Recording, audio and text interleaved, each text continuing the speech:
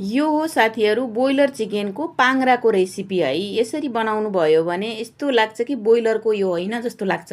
कसरी बनाउने भनेर म सम्पूर्ण कुरा भिडियो मार्फत सेयर गरेको छु साथीहरू। भिडियोलाई चाहिँ नछुटाइकन हेर्नु होला है। अनि यसरी हजुरहरूले पनि बनाउनु भयो भने यसको स्वाद यस्तो हुन्छ कि साथीहरू कुरै छोडिदिनुस् है, यस्तो मिठो हुन्छ के। अनि यसको लागि सबभन्दा पहिला चाहिँ मैले आगो बाल्छु। अनि आगोमा पोलेको राम्रो हुन्छ कि आगो बाल्नको मैले जुगाड गरेको छु के। कहिलेकाहीँ मैले यस्तो पोलेर केही खानुपर्छ नि त, त्यसको लागि आगो बाल्ने व्यवस्था पनि छ। अनि यो हो साथीहरू, कसैले पाङ्रा भन्छ, कसैले पोटी भन्छ होइन, कसैले पथरी भन्छ। अनि त्यसपछि यसलाई सबभन्दा पहिला चाहिँ बोइल गर्नु पर्यो है। अनि बोइल गरेर अनि पाक्यो कि नै भनेर हेरेको, लगभग पाकिसकेछ। अनि पाकिसकेपछि यसलाई मैले झिरमा धोएर अनि झिरमा उनेर मैले एकछिन आगोमा सेक्छु है। सबभन्दा स्वाद नै यसको टेस्ट नै त्यो आगोमा पोलेको त हो त। अनि आगोमा पोलिसकेपछि मैले भाँडोमा खन्याएर यो छोइलाको लागि टमाटर, लसुन र खुर्सानीलाई पनि मैले पोलेँ है।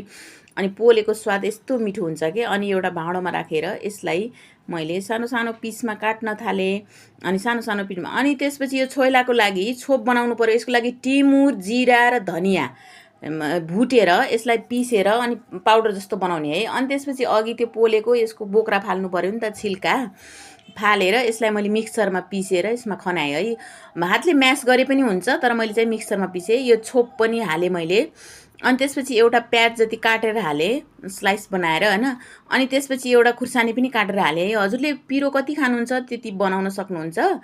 अनि त्यसपछि झान्नु पर्यो, त्यसको लागि चाहिँ मैले मेथी र बेसारले झ्वाइँ पारेर झाने है। अनि यसको माथिबाट एउटा कागती जति सरर निचुरे। अनि कागती निचुरेपछि अनि त्यसपछि लिएर स्वादअनुसार नुन पनि हालेँ है। अनि त्यसपछि मोलिसकेपछि हेर्नुहोस् त साथीहरू, कस्तो राम्रो भएको छ होइन, हेर्दै खाउँ खाउँ लाग्ने। यसलाई भातसँग खाए पनि भयो साथीहरू, रोटीसँग खाए पनि भयो, विशेष गरी दारूसँग चकनाको रूपमा खाए पनि भयो के। हाम्रो त होटल छ, यदि ग्राहकहरूले अर्डर गर्नुहुन्छ भने अर्डर अनुसार बनाउन पनि सकिन्छ। धेरै महँगो छैन, मात्र 150मा हाफ प्लेट पाइन्छ साथीहरू। अनि यो रेसिपी हजुरहरूलाई कस्तो लाग्यो साथीहरू, कमेन्ट गर्नु होला है। By by.